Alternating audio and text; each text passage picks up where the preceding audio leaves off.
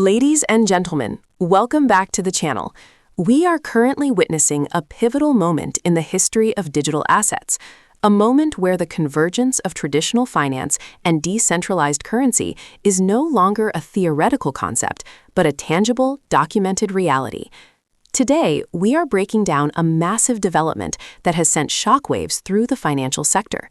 Bitcoin is currently testing the $93,000 mark, a psychological and technical resistance level that puts us within striking distance of the elusive six-figure valuation. But price action alone does not tell the full story. The catalyst driving this fervor is not just retail speculation. It is a definitive move by one of the largest wealth managers in the world. Morgan Stanley has officially filed with the SEC to allow Bitcoin ETF exposure within its funds. This is not a drill, and this is not a rumor. This is the institutional green light we have been discussing for years. To understand the gravity of these minutes, we first need to look at the context. For months, the market was pricing in aggressive rate cuts, anticipating that the Fed had successfully engineered a soft landing. However, the data has refused to cooperate. In the minutes released today, officials explicitly expressed concern regarding the lack of further progress toward the massive inflation objective. This is a polite way of saying that inflation is stuck. The participants noted that while inflation has eased over the past year, in recent months there has been a notable lack of further progress. Let's look at the catalyst: the United States national debt. We are currently sitting above $35 trillion in debt. The interest payments alone on this debt have now surpassed the entire U.S. defense budget. This is what economists call a debt spiral. There is mathematically no way to pay this off through taxation alone without crashing the economy. Therefore, the market expects that the Federal Reserve will eventually be forced to lower rates and print money to monetize this debt, effectively inflating it away. This expectation is the engine of the debasement trade. The supply of Bitcoin on exchanges is at multi-year lows.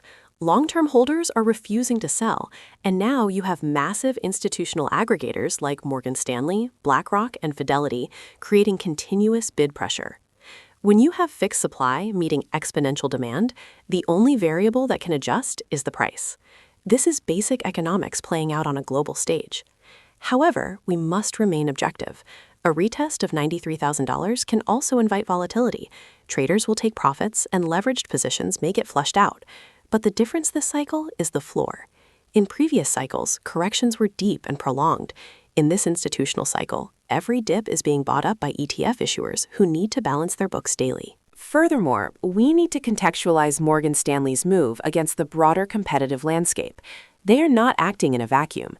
They are responding to client demand and competitive pressure from rivals like BlackRock and Fidelity.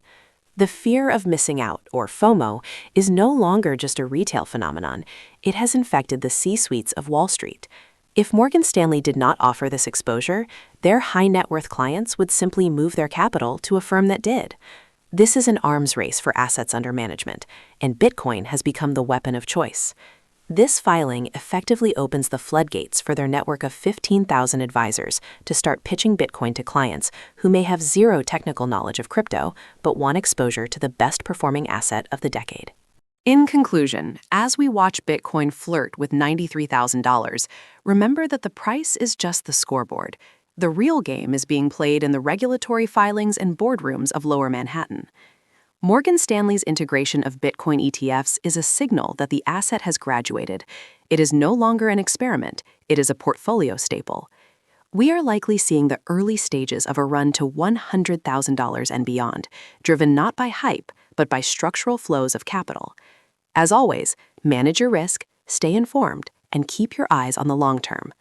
If you found value in this deep dive, make sure to like and subscribe so you don't miss our next update on the institutional takeover of crypto.